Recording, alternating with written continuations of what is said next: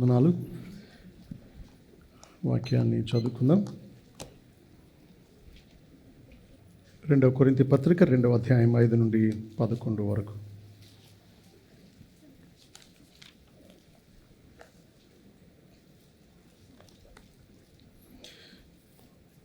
పౌలు కొరింథీయులకు రాసిన 2వ పత్రిక 2వ అధ్యాయం 5 నుండి 11 వరకు.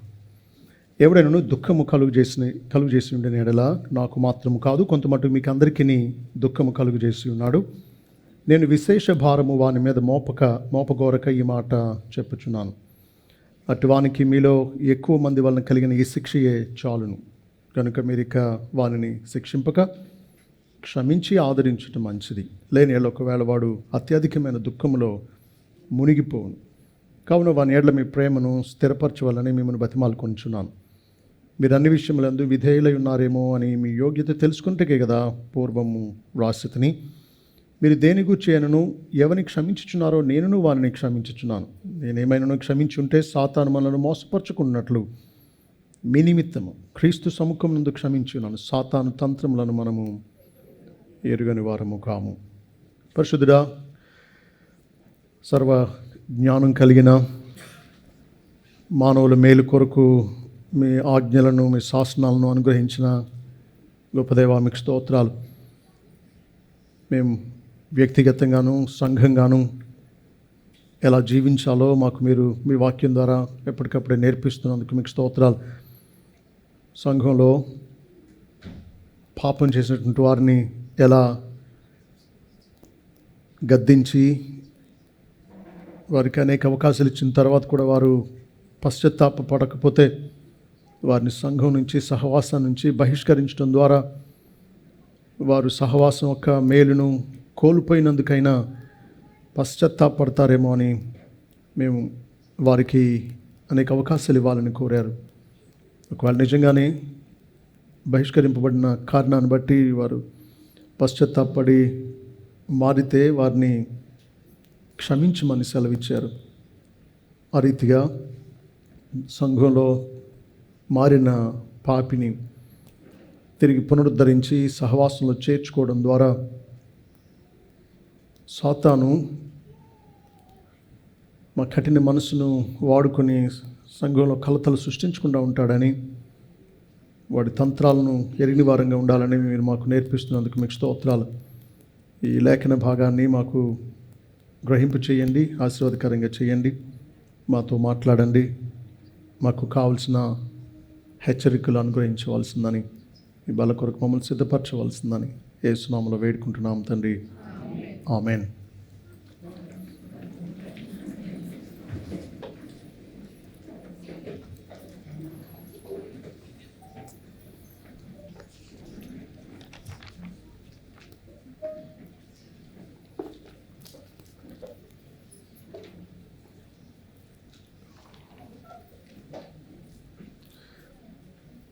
ఈ వచనాలలో సంఘ క్రమశిక్షణ లేదా సంఘంలో తప్పిపోయినటువంటి వారిని శిక్షించడం అనేది సంఘం చేయవలసిన ముఖ్యమైన పనిగా ఇక్కడ నొక్కి చెప్పబడుతోంది. అయితే చాలా సంఘాలు ఈ విషయంలో దేవునికి అవిధేయత చూపిస్తూ ఉన్నాయి. చాలామంది బైబిల్ అంతా దేవుని వాక్యమే నమ్ముతారు, కానీ దాంట్లో ఉండే కొన్ని విషయాలు పాటించారు. బైబిల్ అంతా దేవుని వాక్యం అయితే పొల్లు కూడా పోదు అని ప్రభు చెప్పాడు కాబట్టి ప్రతి ఆజ్ఞకు మనం లోబడవలసిందే. సంఘంలో క్రమశిక్షణను ఎలా చేయాలి అనే విషయం మనకు మత్తయి సువార్త 18వ అధ్యాయం 15 నుంచి 20 వచనాల్లో చూడవచ్చు. మత్తయి 18:15 నుంచి 20 వచనాలు. మరియు నీ సహోదరుడు నీ ఎడల తప్పిదం చేసిన ఎడల నీవు పోయి నీవును అతడును ఒంటరిగా ఉన్నప్పుడు అతను గద్దించుము. అతడు నీ మాట వినిన ఎడల నీ సహోదరుని సంపాదించుకుంటువి. అతడు వినని ఎడల 2-3 సాక్షుల నోట ప్రతి మాట స్థిరపరచబడినట్లు నీవు ఒకరిద్దరిని వెంటబెట్టుకుని అతని వద్దకు పొమ్ము. అతడు వారి మాటయు వినని ఎడల ఆ సంగతి సంఘమునకు తెలియజెప్పుము. అతడు సంఘపు మాటయు వినని ఎడల అతను నీవు అన్యునిగాను సుంకరునిగాను ఎంచుకొనము అన్నాడు. కాబట్టి వ్యక్తిగతంగా వెళ్ళి ఒంటరిగా గద్దించు. ఎవరైనా తప్పిదం చేస్తే వాళ్ళు వింటే మంచిది, నువ్వు అతను సంపాదించుకున్నావు. నువ్వు గద్దించినా వినకపోతే ఒకరిద్దరు సాక్షులను తీసుకువెళ్ళి గద్దించు. వారి మాట కూడా అతను వినకపోతే అప్పుడు సంఘానికి చెప్పు. సంఘమంతా గద్దించినా వినకపోతే అప్పుడు సంఘాన్ని నుంచి బహిష్కరించు అన్నాడు. అలా వ్యక్తి సహవాసంలో ఉండే ఆనందం, భద్రత, ఆత్మీయమైన ప్రోత్సాహం కోల్పోయినందుకైనా, అయ్యో నేను ఇంత మంచి సహవాసాన్ని కోల్పోయానే, గొర్రె మందకు దూరం అయితే అపాయానికి గురయ్యి దిక్కుతోచక గురి లేకుండా తిరుగుతూ ఉంటుంది చూసారా, అది నాకు అపాయం అని చెప్పి అంతకుముందు గద్దించినప్పుడు మారినటువంటి వాడు ఈ శిక్షలో మారి సంఘానికి తన మార్పును కనుపరిచినందువల్ల సంఘం ఆ వ్యక్తిని తిరిగి చేర్చుకోవాలనేది దేవుని ఉద్దేశం. కాబట్టి సంఘ క్రమశిక్షణ యొక్క లక్ష్యం వ్యక్తిని శిక్షించడం కాదు. శిక్షించడం ద్వారానైనా ఆ వ్యక్తిని మారు మనసు వైపు మలచడానికి. మన పిల్లల్ని శిక్షిస్తాం, వాళ్ళని కొట్టినప్పుడు వాళ్ళకంటే మనం ఎక్కువ బాధపడతాం. కానీ నిజానికి వాళ్ళని అలా గద్దించింది, అలా శిక్షించింది ఏ ఉద్దేశంతోనంటే వారు మారాలి అని. అదే విధానం సంఘ క్రమశిక్షణలో ప్రభువు మనకు నేర్పిస్తూ ఉన్నాడు.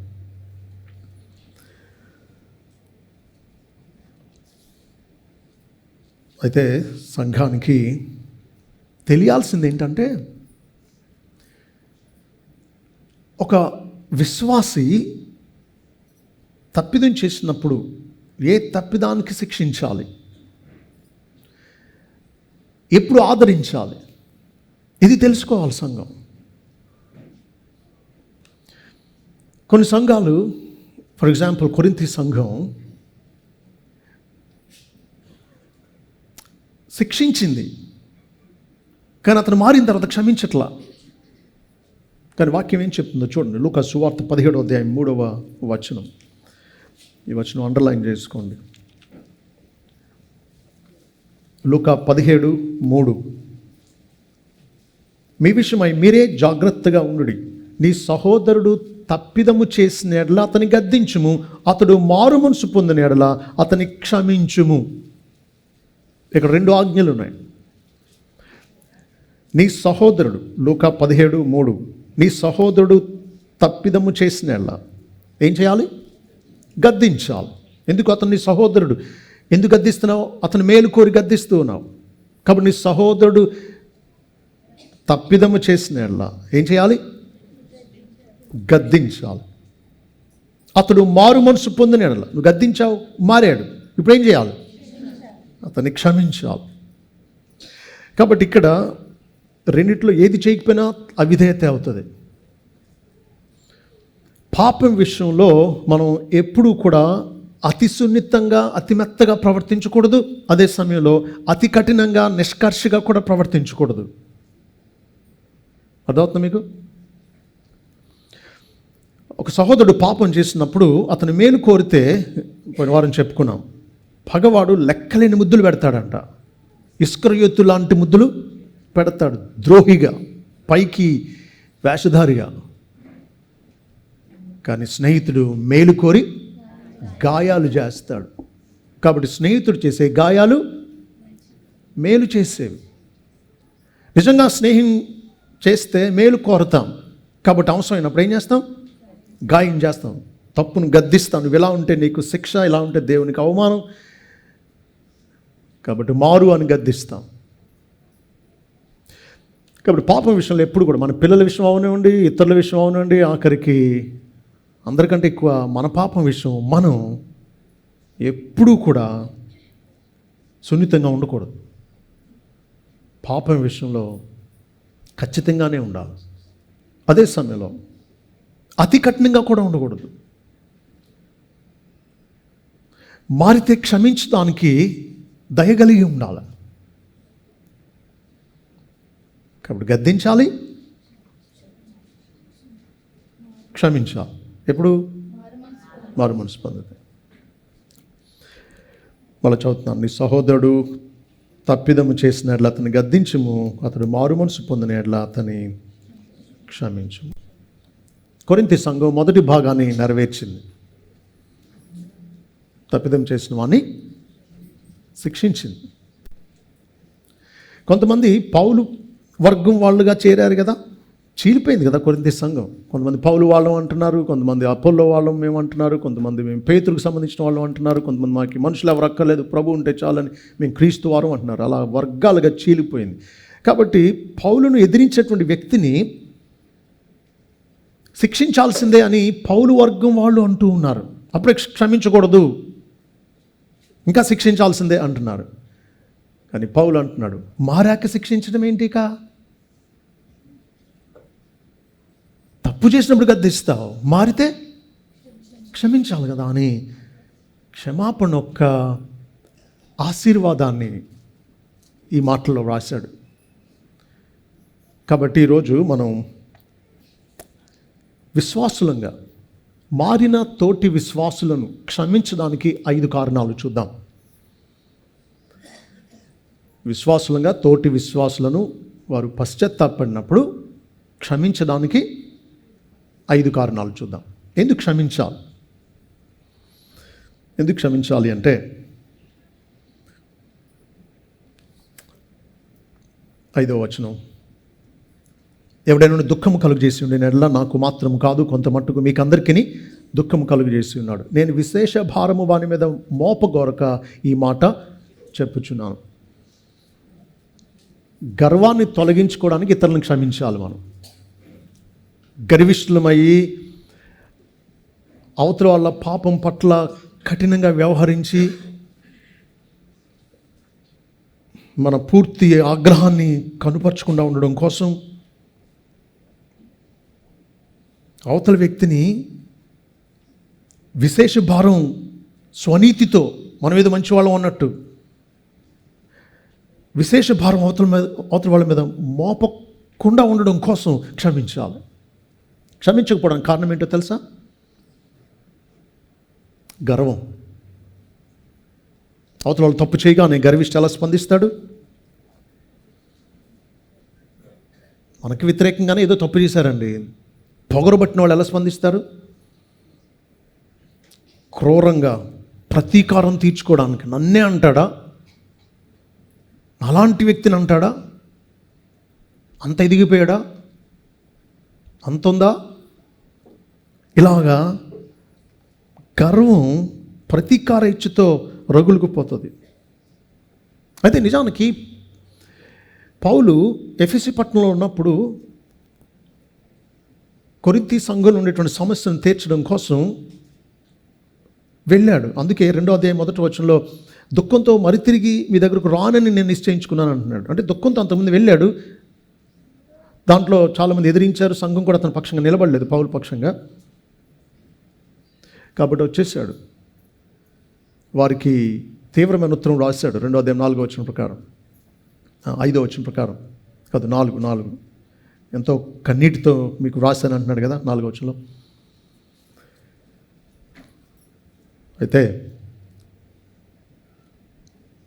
అతను ఎదిరించిన అతను పౌలును చాలా దుఃఖపెట్టాడు. కానీ గర్వంతో అది సొంతంగా తీసుకోలేదు పౌలు. దాన్ని చాలా దీనత్వంతో, నేను అతని మీద విశేష భారం మోపను, కొంత మట్టుకు దుఃఖం కలుగు చేశాడు, అంత పెద్ద కాదులే, వద్దులే, దాన్ని ఉందిలే, సరేలే. గర్విష్ఠులు అలా తీసుకోలేరు. కొంత మట్టుకు అంటున్నాడు. ఇది అందరిలో పౌలును ఎదిరించినందుకు పౌలుకు దుఃఖం కలిగింది, సంఘానికి కూడా దుఃఖం కలిగింది. సేవకుణ్ణి, ఒక తప్పు చేసినటువంటి వాడు ఎదిరిస్తూ ఉంటే యోగ్యులు దుఃఖపడరా? కొంత మట్టుకు మీకందరికీ దుఃఖం కలుగు చేశాడు, నాకు దుఃఖం కలుగు చేశాడు. కానీ నేను విశేష భారం వారి మీద మోపగోరకు ఈ మాట చెబుతున్నాను, క్షమించండి అని అంటున్నాడు. కాబట్టి మనం ఒకవేళ ఇతరులను క్షమించకపోవడానికి కారణం మన పొగరు, అహంకారం గర్వం కారణమేమో పరీక్షించుకుందాం. పౌలు అన్నాడు, తనకు దుఃఖం కలిగించినా నేను బాధపడలేదు అంటున్నాడు. పశ్చాత్తాపడిన నేరస్తుని పట్ల సంఘం శత్రుత్వం కనపరుచుకుని ఉండడం కోసం తాను ప్రయత్నిస్తున్నాడు. ప్రజలు పౌలుని విమర్శించడం పౌలు పెద్ద పట్టించుకోవాలా. నిజానికి 1 కొరింథీ 4వ అధ్యాయంలో అన్నాడు కదా, 1 కొరింథీ పత్రిక 4వ అధ్యాయం 3-4 వచనాలు అన్నాడు, మీ చేతనైనను ఏ మనుషుని చేతనైనను నేను విమర్శింపబడటం నాకు మిక్కిలి అల్పమైన సంగతి. నన్ను నేనే విమర్శించుకొనును. నా యందు నాకు ఏ దోషము కానరాదు. అయినను ఇందువల్ల నీతిమంతుడనుగా ఎంచబడను. నన్ను విమర్శించువాడు ప్రభువే. మీరు కానీ ఇంకెవరు కానీ నన్ను విమర్శించడం నేను పెద్ద లెక్క చేయను. నన్ను నేనే విమర్శించుకోను. ఒకవేళ నాకు నీతిమంతుడిగా నాకు నేను కనబడినా నేను నీతిమంతుని కాను. ఎందుకంటే నాకు తెలియని పాపాలు నాలో ఉండవచ్చు. దేవుడు నన్ను విమర్శిస్తాడు. కాబట్టి మీరు ఏదో నన్ను అన్నారని నేను పెద్ద ఫీల్ అవ్వట్లేదు అంటున్నాడు అన్నమాట.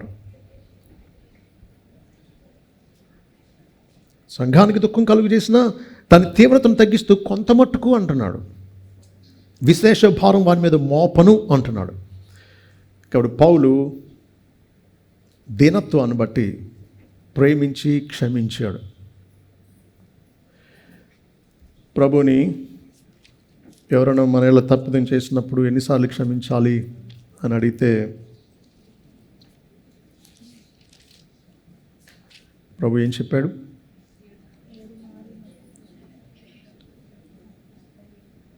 18:21 అన్నాడు మత్తయి సువార్తలో, మత్తయి 18:21.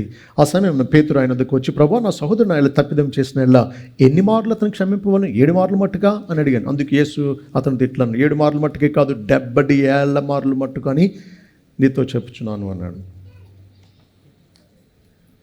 కాబట్టి ప్రభు ఆజ్ఞాపించినట్టు పౌలు ఎన్నిసార్లు అయినా క్షమిస్తాడు, ఎంత అయినా క్షమిస్తాడు. తను ఎంత దుఃఖపెట్టినా ఆ వ్యక్తి మారితే క్షమిస్తాడు. పౌలులా పాత నిబంధనలో క్షమించినటువంటి వాళ్ళు ఎవరున్నారు చెప్పగలరా?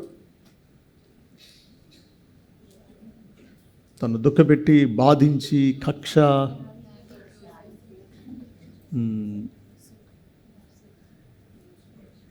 యోసేపు గురించి మనం ఆలోచించాలి. తన సహోదరులు వారికంటే శ్రేష్ఠుడిగా అధికారిగా అవుతాడు, వారందరూ ఆయనకు సాష్టాంగ నమస్కారం చేస్తారనే కళ వచ్చిందని యోసేపు చెప్పినప్పటి నుంచి ద్వేషం పెంచుకున్నారు. తండ్రి తనను ఎక్కువ ప్రేమిస్తున్నందుకు కొంత ఈర్ష్యతో రగులుకుపోయారు. గోతులో వేసేసారు. అంతకంటే ముందు చంపాలనుకున్నారు. గోతులోంచి తీసి బానిసగా అమ్మేశారు. తండ్రికి వెళ్ళి అతని వస్త్రాన్ని రక్తంలో ముంచి తీసుకెళ్ళి, ఇదిగో ఇదంతా రక్తపు డాగులు ఉన్నాయి, ఏదైనా క్రూర జంతువు తినేసిందంటావా అని అబద్ధం ఆడారు. వృద్ధాప్యంలో తండ్రిని దుఃఖపెట్టారు. అలాంటి వాళ్ళు ఆఖరికి యోసేపు ప్రధానమంత్రి అయిన తర్వాత ఐగుప్తు దేశంలో ఆహారం కొనుక్కోవడానికి ఆయన తన సహోదరుని తెలియక వచ్చారు, సాగిలపడ్డారు. తర్వాత తాను కనపరుచుకున్నాడు, నేను మీరు అమ్మి వేసిన మీ సహోదరుని. అంతే వాళ్ళు కంగారు పడిపోయారు. అలా అయితే ఇప్పుడు మమ్మల్ని ఏం చేసేస్తాడో అని. ఆయన అంటున్నాడు, నేనేమన్నా దేవుణ్ణా ప్రతీకారం తీర్చుకోవడానికి? అసలు మీరు కాదు నన్ను పంపించింది, దేవుడే నన్ను ఈ కరువు వస్తుంది మిమ్మల్ని సజీవులుగా కాపాడాలి అని ముందుగా పంపించాడు. కాబట్టి మీరు దుఃఖపడకండి అంటున్నాడు. తండ్రి చనిపోయిన తర్వాత అన్నలకు భయం ఎక్కువైంది, ఒకవేళ ఇప్పుడు ఏమన్నా చేస్తాడేమో అని మళ్ళా కబురు చేశారు. తాను ఎంత మంచిగా మాట్లాడాడంటే ఆదికాండం 50వ అధ్యాయంలో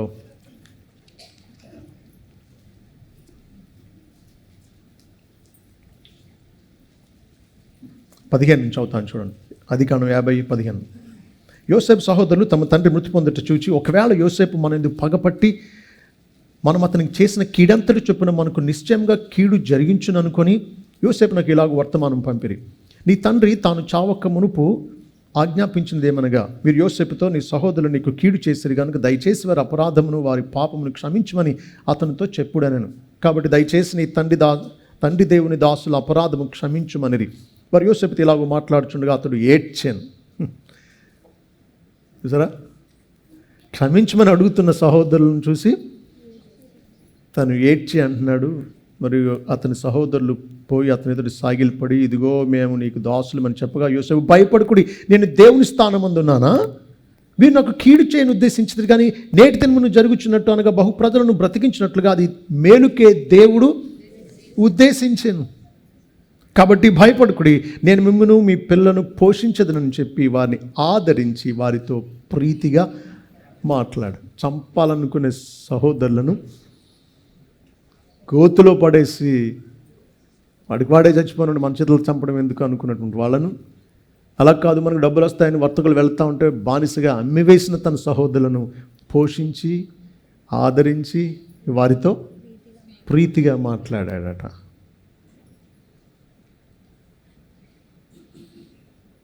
యోసేపు నాకు చాలా ఇష్టం, చాలా విషయాల్లో ఇష్టం. ఒక శ్రమను మేలుకే దేవుడు ఉద్దేశించాడని ఇంత బైబిల్ ఉన్న మనం చెప్పలేని మాట యోసేపు ఆ రోజుల్లో చెప్పగలిగాడు. శత్రువులను క్షమించగలిగాడు. తన మీదకి బలంగా వచ్చిన పాప శోధనను జయించి పారిపోయి జైల్లో పడ్డాడే తప్ప పాపం చేయలేకపోయాడు. దేవునికి భయపడినటువంటి వాడు. యోసేపు మనందరికీ మాదిరి, పౌలు మనందరికీ మాదిరి. దుఃఖపెట్టి ఎదిరించినటువంటి, శత్రువులుగా ప్రవర్తించినటువంటి వారిని సహితం క్షమించడం అనేది మంచి లక్షణం.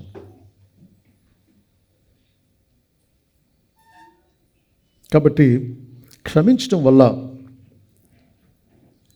గర్వం, స్వసానుభూతి, కక్ష అనే చేదు సంఖ్యలు తెగి వాటి వల్ల వచ్చే నిరాశ, ఎడబాటు, తెగిన బంధాలు, ఆనందం లేకపోవడం, ఇవన్నీ తప్పించుకోవచ్చు.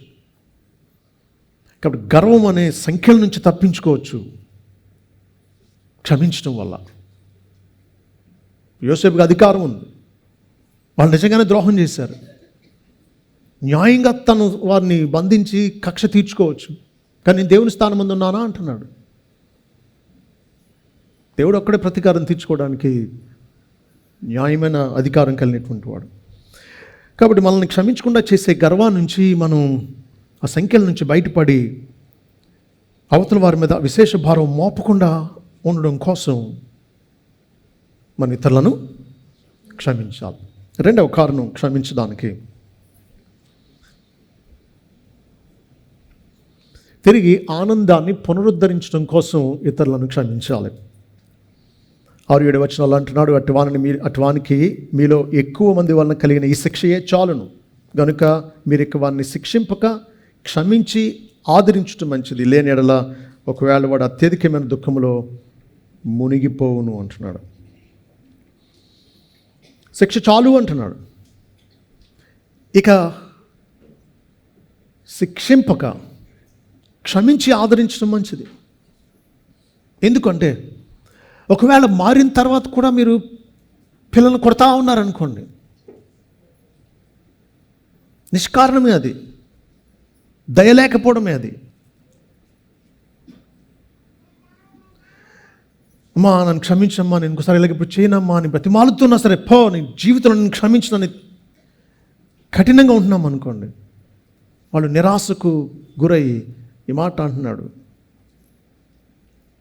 ఒకవేళ మీరు క్షమించి ఆదరించకపోతే ఒకవేళ వాడు అత్యధికమైన దుఃఖంలో మునిగిపోతాడు అంటున్నాడు. కాబట్టి ఇతరులు మన వల్ల అత్యధికమైన దుఃఖంలో మునిగిపోకూడదు. అసలు దేవుని ఉద్దేశం ఎవరు దుఃఖంలో మునిగిపోకూడదు. ఎందుకు అంటే దుఃఖం కలిగించడానికి పౌలు ఒక మంచి ఉద్దేశం ఏంటంటే వారు మారాలి అని. అంతేగాని నిరాశకు గురి చేయాలని కాదు, కృంగుదలకు గురి చేయాలని కాదు, జీవితం మీద ఆశ కోల్పోయి చావగొరడానికి కాదు మనం అవతల వాళ్ళని గద్దించి శిక్షించేది. ఒక యవనస్తుడు వచ్చి మా దగ్గర అన్నాడు ఈ మధ్య, పలానా వాళ్ళు ఇలా అన్నారండి, పలానా వాళ్ళు ఇలా అన్నారండి, పలానా వాళ్ళు నేను దొంగతనం చేసేవారు అన్నారండి, నాకు అస్తమానం చచ్చిపో అనిపిస్తుందని అన్నాడు. అరే, అవతల వాళ్ళు కొంచెం నిర్దయగా అన్నటువంటి ఆ మాటలు ఈ వ్యక్తిని ఎంత కృంగదీసినాయా, ఒకవేళ వీడికి ఏదైనా అయిపోతే వీళ్ళ తల్లిదండ్రులు ఏమైపోతారు అనిపించింది. చాలాసేపు కూర్చోబెట్టి నేను నా భార్య ధైర్యపరిచి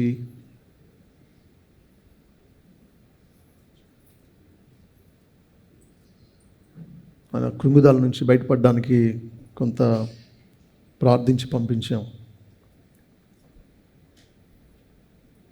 దుఃఖం, దైవ చిత్తానుసారమైన దుఃఖం 7వ అధ్యాయం 10వ వచనం రక్షణార్థమైన మారు మనసు కలిగిస్తుంది. ఈ రక్షణార్థమైన మారు మనసు వల్ల, అంటే పొందిన రక్షణ క్షమాపణ వల్ల వ్యక్తులు ఏం కలుగుతుంది? ఏం కలగాలి? ఆనందం కలగాలి.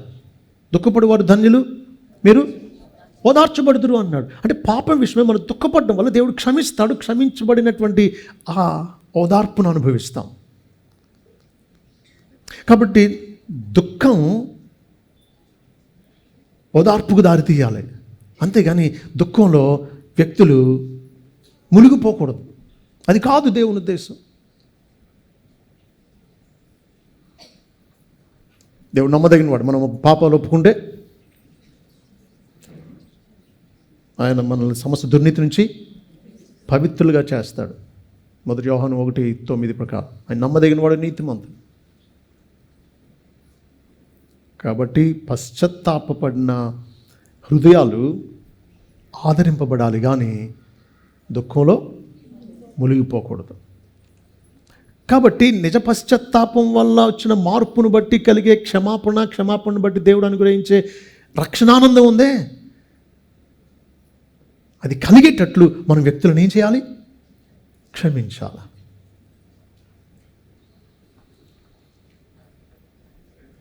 అందుకనే పౌలు అంటున్నాడు, క్షమించి ఆదరించడం మంచిది. శిక్షించారు చాలు అంటున్నాడు.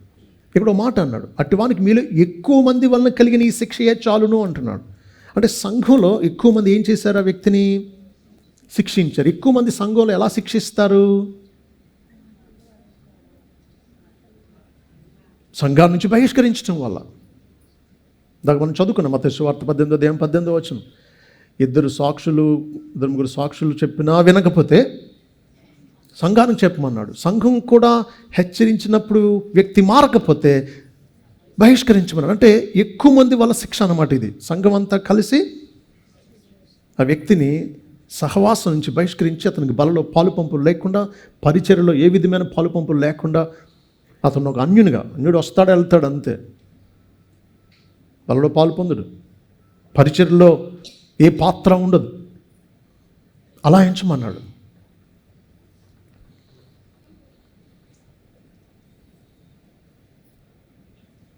ఎక్కువ మంది వాళ్ళు కలిగిన శిక్ష అది. చాలు, మీరు బహిష్కరించారు, అతను మారాడు. కాబట్టి ఇప్పుడు చేయాల్సింది ఏంటి అంటే క్షమించి ఆదరించడం మంచిది అంటున్నాడు. ఆపరేషన్ చేశారు, కంతి తీసేశారు, ఇంకా కొస్తా కూర్చుంటారా? లేదు, ఇప్పుడు ఏం చేయాలి? కుట్లేసి అది బాగుపడడానికి ప్రతి చర్య తీసుకోవాలి.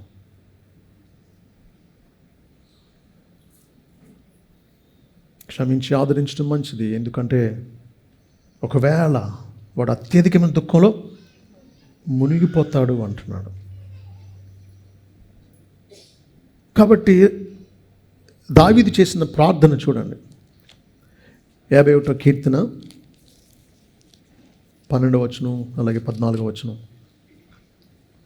నీ రక్షణానందం నాకు మరలా పుట్టించుము, సమ్మతి గల మనస్సు కలుగు చేసి నన్ను దృఢపరచుము. అప్పుడు అతిక్రమం చేయ వారికి నీ త్రోవలను బోధించదును, పాపులను నీ తట్టు తిరుగుదురు. దేవా, నా రక్షణకర్త ఒక దేవా, రక్తాపరాధము నుండి నన్ను విడిపింపుము. అప్పుడు నా నాలుక నీ నీతిని గురించి ఉత్సాహగానం చేయను. దావీదు పశ్చాత్తాపంతో కుమిలిపోతూ తాను చేసిన వ్యభిచారం, హత్యలను బట్టి దేవుని దగ్గర ఒప్పుకుంటూ రాసిన కీర్తన ఇది. 51వ కీర్తన. దేవా, నేను మనుషులకు వ్యతిరేకంగా కాదు, నీకు వ్యతిరేకంగా నేను చేశాను ఈ పాపం. కాబట్టి నన్ను హిస్సోపుతో కడుగు, తెల్లగా కడుగు, నా అతిక్రమాల్ని తుడిచివేయి, నా దోషం పోనట్లుగా నన్ను బాగా కడుగు, నా పాపం పోనట్లు నన్ను పవిత్రపరచు అని అడుగుతూ, మీరు అలా నన్ను క్షమిస్తే నేను మళ్ళీ ఉత్సాహగానం చేస్తాను, నాకు రక్షణ ఆనందం మరలా కలుగుతుంది, అది నాకు దయచేయి అంటున్నాడు. కాబట్టి దుఃఖం మార్పును తేవాలి, తద్వారా రక్షణ ఆనందం మరలా వ్యక్తి అనుభవించాలి. అది సంఘ క్రమశిక్షణకు గురి. పాపంలో ఉన్నటువంటి వ్యక్తి రక్షణ ఆనందాన్ని కోల్పోయాడు, సహవాసంలో ఉండే ఆనందాన్ని, ఐక్యతను కోల్పోయాడు. ఏదో పైపైకి వస్తూ వెళ్తూ ఉండొచ్చాము, అందరితో పైపైన ఎలా ఉండొచ్చాము, కానీ మనసు చాలా దూరంగా ఉంది. చూడండి, పేతురు ప్రభు పట్టుబడినప్పుడు ప్రభు నాకు తెలియదని 3 సార్లు బొంకాడు, కానీ అక్కడ రాస్తుంది ఏమనంటే అతను దూరం నుండి ప్రభుని వెంబడిస్తున్నాడంట. దగ్గరికి రాలేకపోతున్నాడు, పూర్తిగా వదలలేకపోతున్నాడు. దూరంగా ఆయనకి ఏమవుతుందో ఎక్కడెక్కడ నుంచో దూరంగా ఆయన వెంబడిస్తూ ఉన్నాడు. కొన్నిసార్లు మనం అలాగే ఉంటాం, దూరంగా వెంబడిస్తూ ఉంటాం ఆయన. అయితే రక్షణానందం పొంది తిరిగి ఆయనకు అన్యోన్యంగా ఆయన సేవించేటట్లు మనం చేయబడాలి. కాబట్టి ఎందుకు క్షమించాలి? మొదటిది, మన కఠిన గర్వ మనసుపై జయం పొంది అధిక భారం అవతల వాళ్ళ మీద మోపుకొని ఉండడం కోసం క్షమించాలి. రెండవది, రక్షణార్థమైన మారు మనసు వల్ల కలిగే రక్షణానందాన్ని వ్యక్తి పొందేటట్లు అధిక దుఃఖంలో మునిగిపోకుండా ఉండడం కోసం వ్యక్తిని ఏం చేయాలి? మారిన తర్వాత క్షమించాలి. మూడవది, ఎందుకు మనం మారిన ఇతరులను క్షమించాలి అంటే 8వ వచనం, కావున వాని ఎడల మీ ప్రేమను స్థిరపరచవలనని మిమ్మను బతిమాలుకొనుచున్నాను. క్షమించండి, ఆదరించండి. అలా చేయడం ద్వారా మీ ప్రేమను అతని పట్ల స్థిరపరచండి, మిమ్మల్ని బతిమాలుకుంటున్నాను అంటున్నాడు. కాబట్టి ఎందుకు క్షమించాలి అంటే ప్రేమను స్థిరపరచడం కోసం. బహిరంగంగా నేరం చేసిన వాడిని శిక్షించారు, మారిన సహోదరుని ఇప్పుడు బహిరంగంగానే చేర్చుకోవాలి. అలా చేసి వారి ప్రేమను కనుపరచాలి. ప్రేమ క్రియలతో కూడింది. అందుకే 1 యోహాను 3వ అధ్యాయం 18వ వచనంలో ఈ ప్రేమ పోస్తలుడని పిలువబడే యోహాను రాసిన మాట చూడండి. 1 యోహాను 3:18 అంటున్నాడు, చిన్న పిల్లలారా, మాటతోనూ నాలుకతోనూ కాక క్రియతోనూ సత్యముతోనూ ప్రేమింతము. నాతో చెప్పండి అందరూ, మాటతోనూ నాలుకతోనూ కాక క్రియతోనూ సత్యముతోనూ ప్రేమింతము. కాబట్టి నిజమైన ప్రేమ క్రియతో కూడింది, అదే సత్యంతో కూడింది, అదే నిజమైంది. మాట నాలుక అంటే కేవలం కబుర్లు చెప్పేది ప్రేమ కాదు, క్రియ చేసేదే ప్రేమ. కాబట్టి ఒక వ్యక్తిని సంఘంలో తప్పు చేసినప్పుడు ప్రేమతోనే శిక్షించాలి, అతని మార్పును కోరి అతన్ని గద్దించాలి. మీ సహోదరుడు తప్పిదం చేసిన అతన్ని గద్దించు. సహోదరుడు కదా, శత్రువు అయితే వేరు, శత్రువునే ప్రేమించమన్నాడే. అలాంటిది సహోదరుడు తప్పిదం చేస్తే ఏం చేయాలి? గద్దించొద్దా? సో ప్రేమతోనే గద్దించాం, అతను మారాడు. కాబట్టి ఇప్పుడు ప్రేమ ఏం చేస్తుంది? తిరిగి చేర్చుకుంటుంది, క్షమిస్తుంది, ఆదరిస్తుంది. అసలు ఆదరించడం అంటే అర్థం ఏంటో తెలుసా?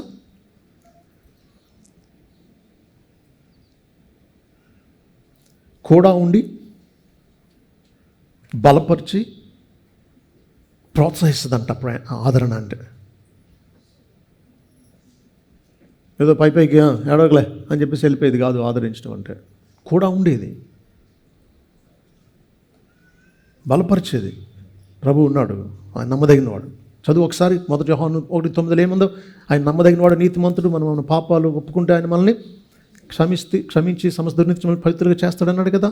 ఆయన మాట సత్యం, నువ్వు ఒప్పుకున్నావు, క్షమిస్తాడు ఆయన, ధైర్యం తెచ్చుకో. ఇలా ప్రోత్సహిస్తుంది ఆదరణ. అలా చేయాలి అంటే మనం ఏం చేయాలి? ప్రేమకు పని చెప్పాలి.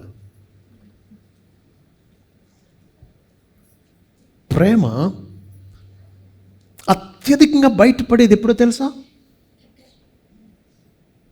నువ్వు క్షమించినప్పుడే. నీ ప్రేమ అత్యధికంగా నువ్వు కనుపరచగలిగింది ఎప్పుడు అంటే నువ్వు క్షమించడం వల్లే. అసలు నిన్ను క్షమించకుండా చేసేది ఏంటి? ప్రేమ లేకపోవడమే. అందుకే నువ్వు క్షమించలేకపోతున్నావు అవతల వ్యక్తిని. నేను నిజంగా ప్రేమ ఉంటే క్షమిస్తావు.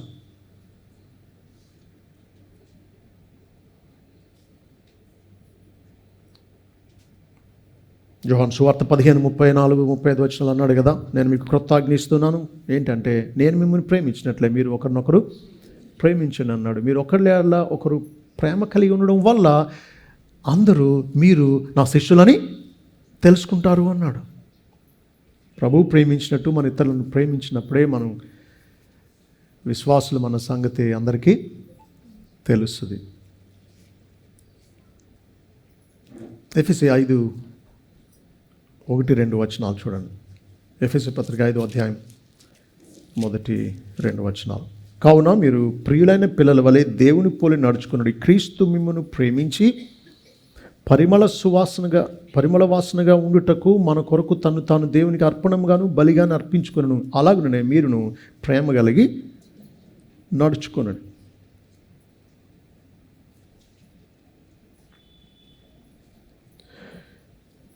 క్షమించకపోవడానికి కారణం ప్రేమ లేకపోవడమే. క్షమించే ప్రేమ అమూల్యమైన వజ్రం లాంటిది, గొప్ప ధనాగారం లాంటిది. ఇది లేకే సంఘాలు విడిపోయి ముక్కలైపోతున్నాయి. క్షమించే ప్రేమ లేనందువల్ల.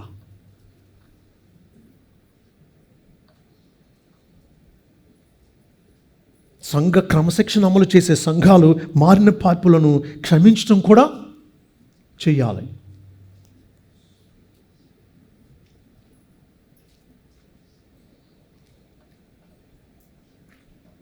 నాలుగో కారణం, క్షమించడానికి 5 కారణాలు చూస్తున్నాం. మొదటిది, మనం గర్విష్ఠంగా ఉండకుండా అవతల వాళ్ళ మీద పొగరుతో విశేష భారం కఠినంగా మోపుకొని ఉండడం కోసం మనం క్షమించాలి. రెండవది, రక్షణానందం ఇతరుల్లో కలగడానికి వారు అత్యధిక దుఃఖంలో మునిగిపోకుండా ఉండడం కోసం వారిని క్షమించి ఆదరించాలి. మూడవది, ప్రేమ లేకే కఠినంగా ఉంటున్నాం, కానీ ప్రేమ సంఘ జీవనానికి కీలకమైనది. కాబట్టి సంఘంలో తప్పు చేసిన వారిని గద్దిస్తాం, వారు మారగానే తప్పిపోయిన కుమారుని తండ్రి చేర్చుకున్నట్టు ఏం చేస్తాం? ఎంత నష్టం చేసినా సరే మారాడు కాబట్టి చేర్చుకుంటాం. కాబట్టి సంఘ జీవనానికి ఇలాంటి ప్రేమ చాలా ముఖ్యమైనది. నాలుగవది, ఎందుకు క్షమించాలి అంటే ఇతరులను. 9వ వచనం, మీరు అన్ని విషయములందు విధేయులై ఉన్నారేమో అని మీ యోగ్యత తెలుసుకున్నట్టే కదా పూర్వం వ్రాసితిని. యోగ్యులుగా ఉన్నారో లేదో, విధేయులై ఉన్నారో లేదో వారిని పరీక్షించడానికే పౌలు క్షమించమని రాశాడు. కాబట్టి క్షమాపణ లేదా మన ఇతరులను క్షమించడం అనేది దేవుడు ఆజ్ఞాపించాడు.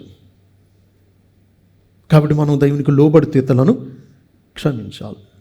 నిజానికి పతనమైన మనిషికి ఎంత దుర్మార్గుడైనా సరే అవతల వాళ్ళని క్షమించడం మాత్రం తేలికైన విషయం కాదు. పరిపూర్ణుడైనటువంటి దేవుడు పాపులను ఓర్చుకుని సహిస్తున్నాడే, క్షమిస్తున్నాడే. మరి పాపి మరొక పాపిని మాత్రం క్షమించలేడు.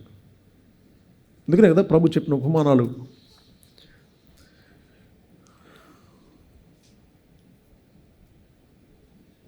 యజమాని దగ్గర అనేక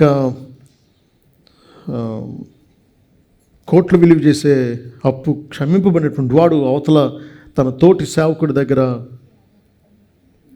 కొద్ది రుణాన్ని క్షమించక పీకబట్టుకుంటాడు. అది తోటి వాళ్ళు వెళ్ళి యజమానికి ఫిర్యాదు చేస్తారు. అప్పుడు యజమాని ఏం చేస్తాడు?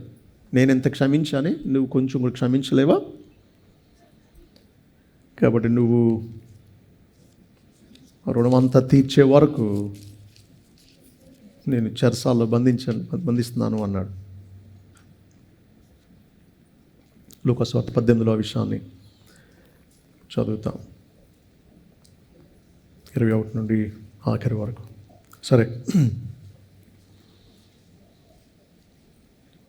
మానవ చరిత్రలో క్షమాపణ అరుదుగా ఉంది. యుద్ధాలు,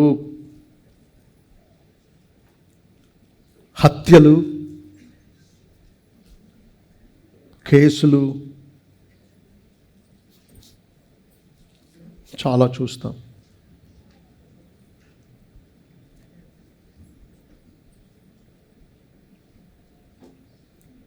కాబట్టి ఎందుకు క్షమించాలి? దేవుడు ఏం చెప్పాడు? ఇతరులను క్షమించమని చెప్పాడు. చూడండి, ఎఫెసీ పత్రిక 4వ అధ్యాయం 31-32 వచనాలు. సమస్తమైన ద్వేషము, కోపము, క్రోధము, అల్లరి, దూషణ, సకలమైన దుష్టత్వం మీరు విసర్జించుడి. ఒకని ఎడల ఒకడు దయగలిగి కరుణాహృదయులై క్రీస్తునందు దేవుడు మిమ్మల్ని క్షమించిన ప్రకారము మీరును ఒకరినొకరు క్షమించుడి. దేవుడు మనల్ని క్షమించినట్టు మనం ఒకరినొకరు క్షమించాలి. కొలస్సీ 3:12 నుంచి అవుతున్నాను. కొలస్సీ 3:12 నుంచి. కాగా దేవుని చేత ఏర్పరచబడిన వారును పరిశుద్ధులను ప్రియులైన వారికి తగినట్లు మీరు జాలిగల మనస్సును, దయాళుత్వమును, వినయమును, సాత్వికమును, దీర్ఘశాంతమును ధరించుకొనుడి. ఎవడైనా తనకు హాని చేసిందని ఒకడు అనుకుని ఎడల ఒకరినొకడు సహించుచు ఒకరినొకడు క్షమించుడి. ప్రభువు మిమ్మల్ని క్షమించినలాగున మీరును క్షమించుడి అంటున్నాడు. క్షమింపబడ్డాం. క్షమాపణ విలువ మనకు తెలుసు. కాబట్టి దీన్ని ఇతరులకు పంచాలి. నిజానికి క్షమించేటువంటి వాళ్ళు, క్షమించగలిగినటువంటి వాళ్ళు క్షమాపణను పొందిన వాళ్ళే. దాని విలువ తెలుసు. కాబట్టి దేవుడు మనల్ని క్షమించాడు, మనం కూడా ఇతరులను క్షమించాలి. ఈ రీతిగా దేవునికి లోబడాలి. క్షమించమని ఇచ్చిన ఆజ్ఞకు లోబడాలి. విధేయతను పరీక్షించడం కోసం పౌలు వారిని క్షమించమని హెచ్చరించాడు. ఇప్పుడు ఎందుకు క్షమించాలి? ఇది ఆజ్ఞ. కాబట్టి క్షమించడం ఏంటి? దేవుడిచ్చిన ఆజ్ఞ. ఆయనకు లోబడాలి కాబట్టి మన ఇతరులను క్షమిస్తాం. ఒక్కొక్కసారి మనసు రాదు క్షమించడానికి, కానీ దేవుడు చెప్పాడు క్షమించమని. కాబట్టి ఏం చేయాలి?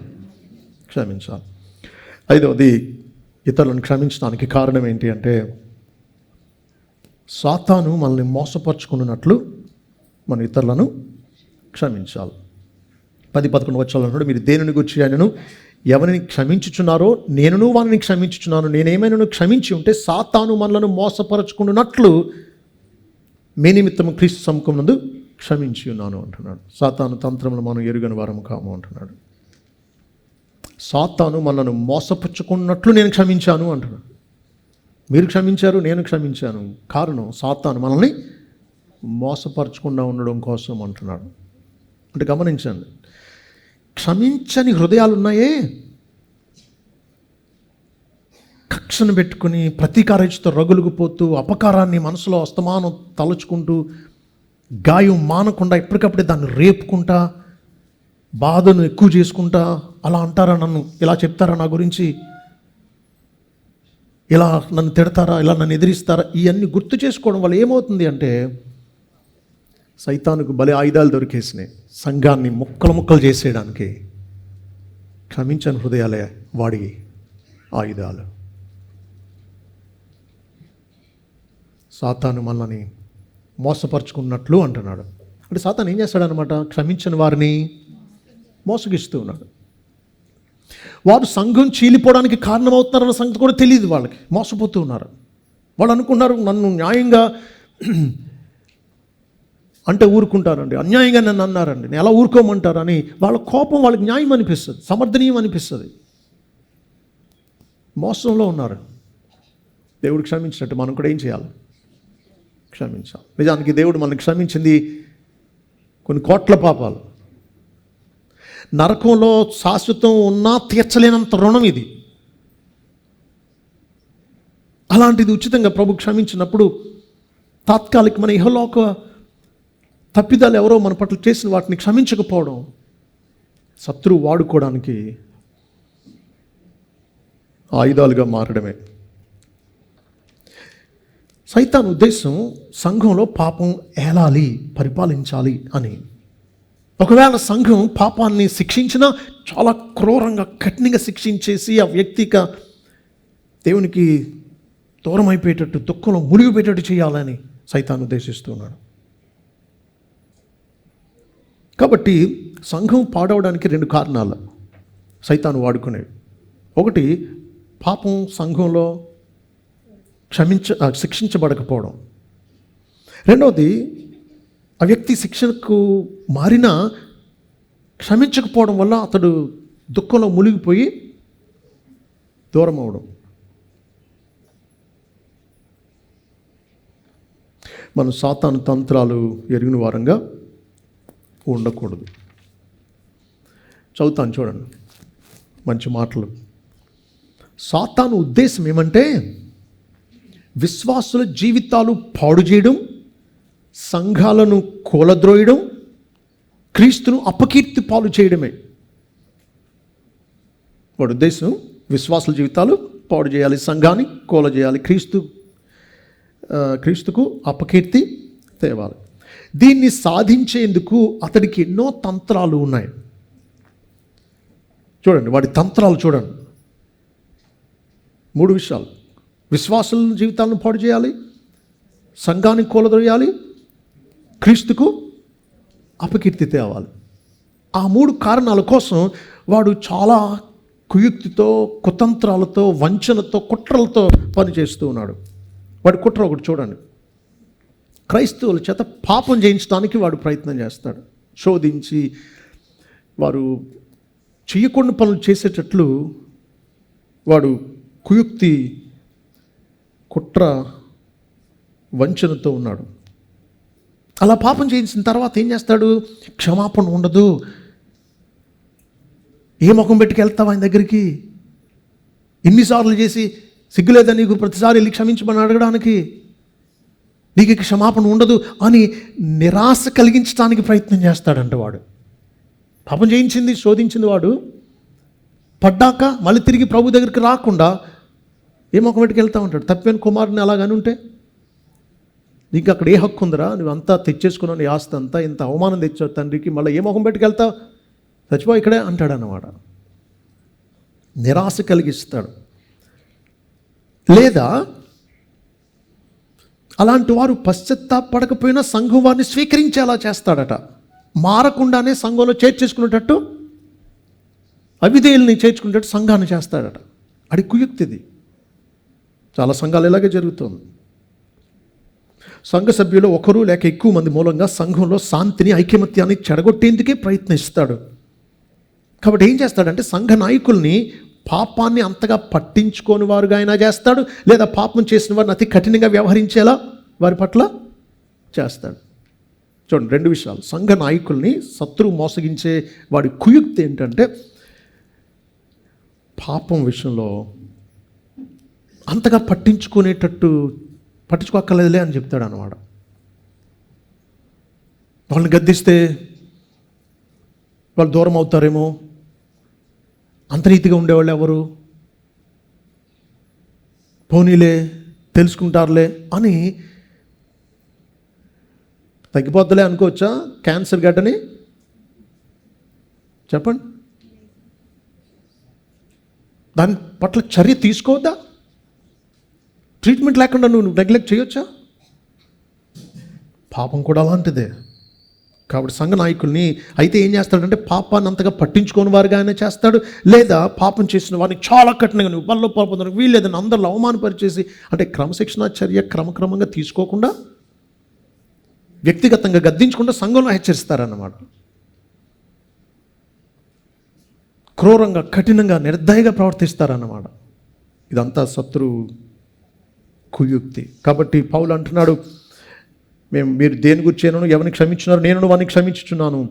నేనేమైనా క్షమించుంటే సాతాను మనల్ని మోసపరచుకున్నట్లు మీ నిమిత్తం క్రీస్తు సముఖమందు క్షమించి ఉన్నాను. సాతాను తంత్రములను మనం ఎరుగని వారము కాము అన్నాడు. కాబట్టి సాతాను చాలా కుయుక్తిగా పనిచేస్తాడు. డైరెక్ట్గా వచ్చి మన మీద యుద్ధం చేయడు. వాడు మారు వేషంలో వచ్చి మాటున ఉండి దొంగ దెబ్బ తీస్తాడన్నమాట. కాబట్టి సాతాను తంత్రాలు మనం తెలుసుకొని ఉండాలి. వచ్చిన సమస్య చాలా శాతం సైతాను వల్ల అన్న సంగతి మనం గుర్తించాం. కానీ ఒక విషయం గమనించాను. నేను నేర్చుకున్న పాఠం ఏంటంటే, మీరు నిద్రపోతున్నప్పుడు మీ ఇంటి ఆవరణలో దొంగోడు వస్తే మీరు గురకపెట్టి నిద్రపోతున్నంతసేపు వాడు పనులు చేసుకోగలరు. మీరు ఎప్పుడైతే ఎవరది అని లైట్ వేశారో, వాడికి ఎప్పుడైతే మీరు వాడిని గుర్తించారన్న సంగతి అర్థమైందో జారుకుంటాడు వాడు. సాతాను చేసేది ఇదే. మీరు భార్య భర్తలు కొట్టుకోవడం కాదు, అరే మన మధ్య ఐక్యతను చెడగొట్టి మనం ఒకళ్ళొకరు క్షమించుకోకుండా ఈ కఠిన మనసు తెచ్చింది వాడు కదా అనే సంగతి మీకు ఎప్పుడైతే అర్థమవుతుందో వాడు జారుకుంటాడే కాదు. అది కూడా అర్థం కానంతగా మిమ్మల్ని వాడు భ్రమపరచడానికి చూస్తాడు. కాబట్టి కొన్ని శత్రు కుతంత్రాలు ఏంటో చూడండి. మొదట ఇంగ్లీష్లో చదువుతాను, తర్వాత తెలుగులో చెప్తాను. Satan uses all manner of stratagems to turn souls from the truth. సైతాను మనల్ని సత్యాన్ని నుంచి మళ్లించడానికి అన్ని రకాల వ్యూహాల్ని ఉపయోగిస్తాడట. Satan uses all manner of stratagems to turn souls from the truth. మొదటి కుయుక్తి కుతంత్రం ఏంటో చూడండి. లోక 22:31 ప్రకారం, లోక 22:31లో ప్రభు అన్నాడు కదా, పేతురు, సాతాను నిన్ను పట్టి గోధుమలు జల్లించినట్లు జల్లించాలని కోరుకున్నాడు అన్నాడు. కాబట్టి వాడు కోరేది ఏంటంటే మనల్ని జల్లించేయాలి అని, కుదిపేయాలని, కలిబిలి చేసేయాలి అని, గోధుమలు జల్లించినట్లు అస్థిరంగా చేసి మనల్ని జల్లించేయాలనేది వాడి ఉద్దేశం. రెండవది, ఇక్కడ మనం చదువుకున్న 2 కొరింథీయులు 2:11లో సాతాను తంత్రములను మనము ఎరుగని వారం కాము, సాతాను మనలను మోసపరచుకున్నట్లు అంటున్నాడు. కాబట్టి వాడు ఏం చేస్తాడు? మనల్ని వంచడానికి మోసం చేస్తాడు. వాడు తంత్రాలతో మనల్ని మోసగిస్తాడు. ఆ 2 పదాలు అక్కడ మనం చూస్తున్నాం.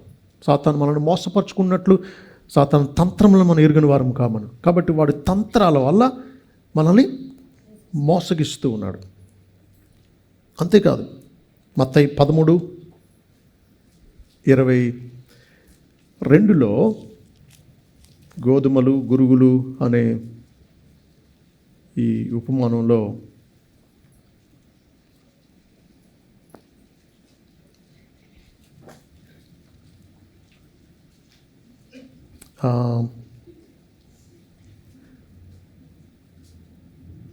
లేదా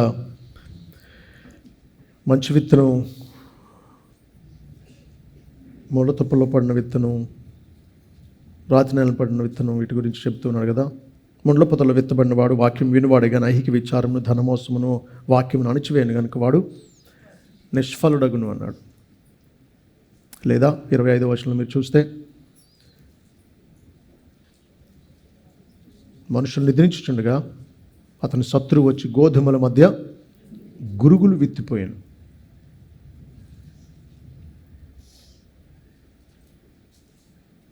ఆ గురుగులు ఏం చేస్తాయి?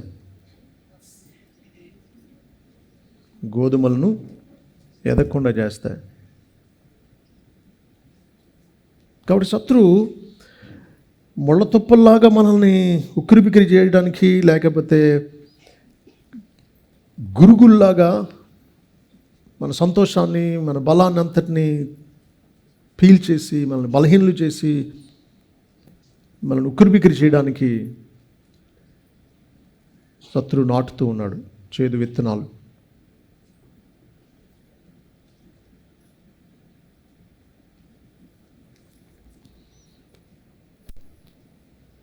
నాలుగవది ఎఫెసీ 6:11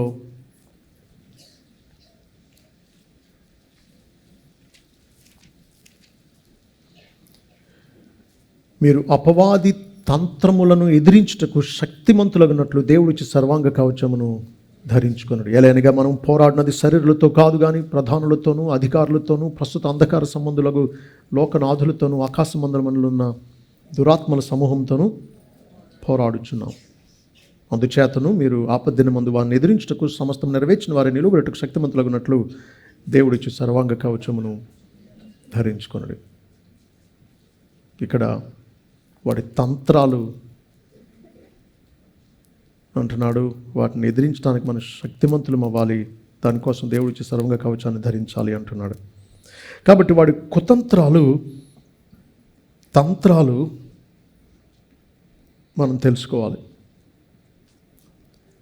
కుయుక్తి తంత్రాలు మనల్ని దారి మళ్లించడానికి, దృష్టి మళ్లించడానికి, యుద్ధంలో ఓడిపోయేటట్లు చేయడానికి వాడు చేసే కుయుక్తులు, కుతంత్రాలు, కుట్రలు. ఐదవది వాడు ఎలా పనిచేస్తాడు అంటే 1 పేతురు 5:8 ఉన్నట్టు అపవాది ఎవరిని మింగుదునా అని గర్జించే సింహం వలె తిరుగులాడుచున్నాడు. ఈ గర్జించడం వల్ల వాడు మనల్ని భయపెట్టడానికి చూస్తున్నాడు. అది వాడి కుయుక్తి. అనవసరమైన భయాల వల్ల సింహం గర్జించినప్పుడు జంతువులు భయపడి బెదిరిపోతాయి.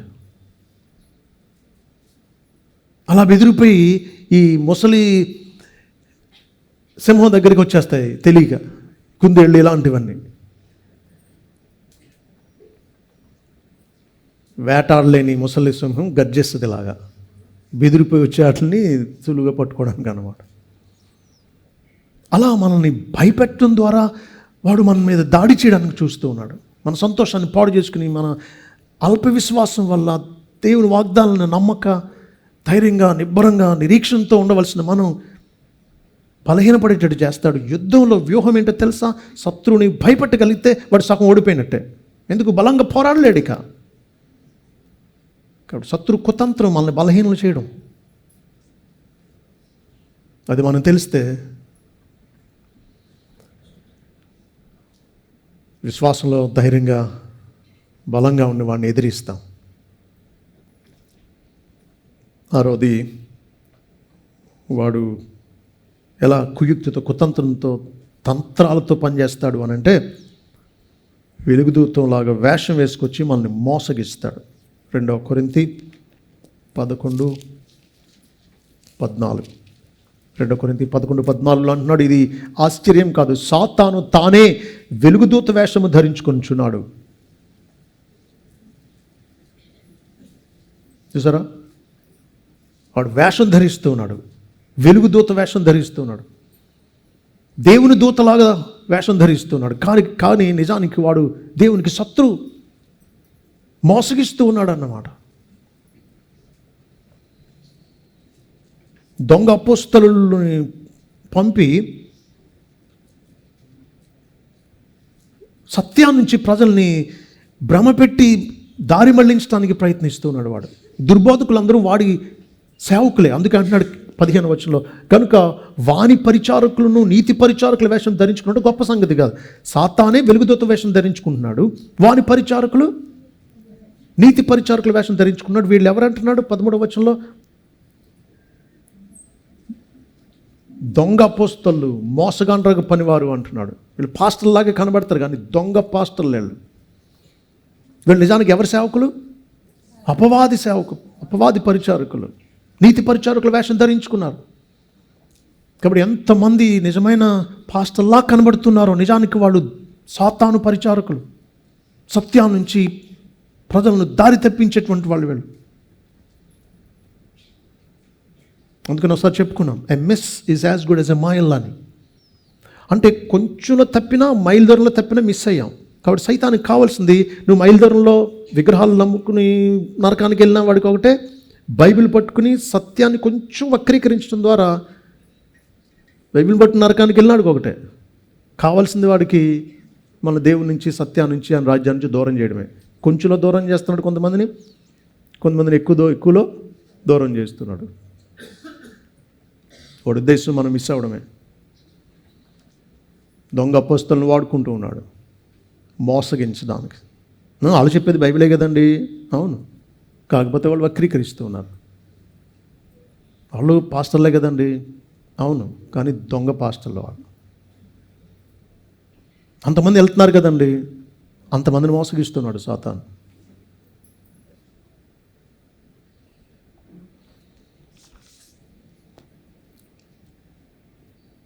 ఇంకా వాడు చేసేది ఏంటి అంటే 2 తిమోతి 2:26, 2 తిమోతి 2:26, సత్య విషయమైన అనుభవ జ్ఞానము వారికి కలుగుటకై దేవుడు ఒకవేళ ఎదురాడి వారికి మారు మనసు దయచేయను. అందువల్ల సాతాను తన ఇష్టము చొప్పున చెరపట్టిన వీరు వారి ఉరిలో నుండి తప్పించుకొని మేల్కొందరేమో అని ప్రభు యొక్క దాసుడు అట్టి వారిని సాత్వికంతో శిక్షించి జగడమాటకి అందరూ ఎట్లా సాధువుగాను, బోధింప సమర్థుడుగాను, కీడుని సహించేవాడుగాను ఉండేవాళ్ళని అంటున్నాడు. సాతాను తన ఇష్టం చొప్పున కొంతమందిని చెరపట్టాడు. ఎలా చెరపెట్టాడంటే ఉరి ఒడ్డి, ఆ ఊరిలో చిక్కుకున్నారు. వల, ఉరి, ఎలకల బోన్ లాంటిది అన్నమాట. అలాంటివి పట్టాడు వాడు.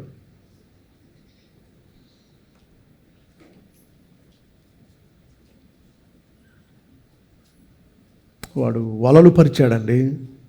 బోయోడు ఏం చేస్తాడు? పక్షుల్ని పట్టుకోవడానికి గింజలు జల్లి దాని మీద వల వేసి చెట్టు చాటును దాక్కుంటాడు వాడు. పక్షులకి ఆ గింజలే కనబడుతున్నాయి, వల కనబట్టలేదు. వల వేసిన బోయవాడు కూడా కనబట్ల. అలా శత్రువు మనల్ని ఆకర్షించడానికి పాపంలోనే నిజమైన సంతోషం ఉందా అన్నట్టు మనల్ని భ్రమపరుస్తూ ఉన్నాడు. న్యాయంగా సంపాదించింది కాదు. ఈ పెళ్లి సంబంధాల్లో అడిగే ప్రశ్న ఏంటి? పైన ఎంత వస్తుందండి? జీతం తృప్తిపరచట్లా మనుషుల్ని. వలొడ్డుతున్నాడు వాడు.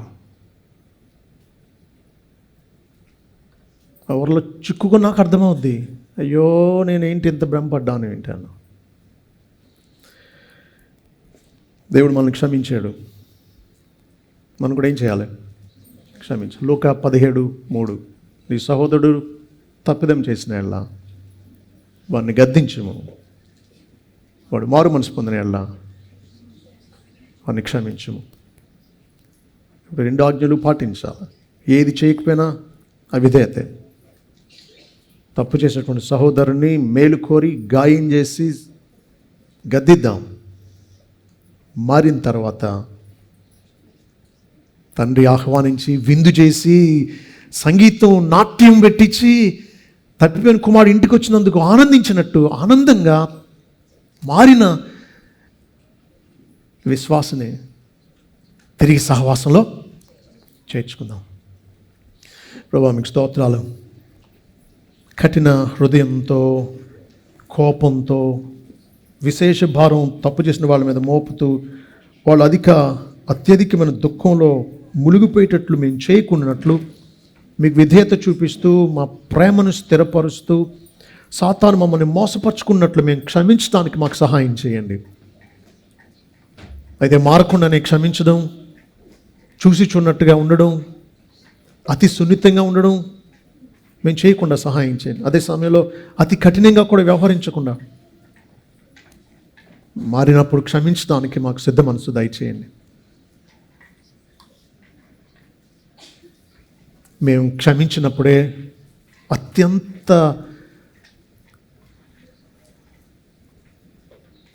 క్రీస్తు స్వరూపాన్ని మేము కలిగి ఉన్నట్లు, శిలువ మంచి వేలాడుతూ తండ్రి వీరేం చేసినా వెరుగను గడుక వీరిని క్షమించమని మొరపెట్టిన మీలాంటి ప్రార్థన చేసేవారుగా మమ్మల్ని చేయండి. మేము పరలోకమందున మీకు కుమారులగునట్లు శత్రువులను క్షమించమన్నారు, మమ్మల్ని హింసించే వారి కోసం ప్రార్థించమన్నారు. కాబట్టి మిమ్మల్ని అత్యంతంగా పోలి ఉండగలిగింది మేము క్షమించినప్పుడే కదా. అటువంటి మిమ్మల్ని పోలి నడిచే క్షమించే ప్రేమ మాలో అధికం చేయవలసిందని. మీ బల్లో పాలు పొందక ముందు ఎవరెవరిని క్షమించకుండా కఠిన హృదయంతో ఉన్నామో వారందరినీ యథార్థమైన మనసుతో క్షమించి మీ దగ్గర క్షమాపణ పొందినట్లు చేయవలసిందని. మేము ఇతరుల పాపాలు క్షమించకపోతే మా పాపాలు మీరు క్షమించనన్నారు. కాబట్టి మేము మీ దగ్గర క్షమాపణను, రక్షణానందాన్ని తిరిగి పొందినట్లు మేము ఇతరులని క్షమించే మనసు మాకు దయచేయవలసిందని, మీ బల కొరకు మమ్మల్ని సిద్ధపరచవలసిందని యేసు నామములో వేడుకుంటున్నాం తండ్రి. ఆమేన్.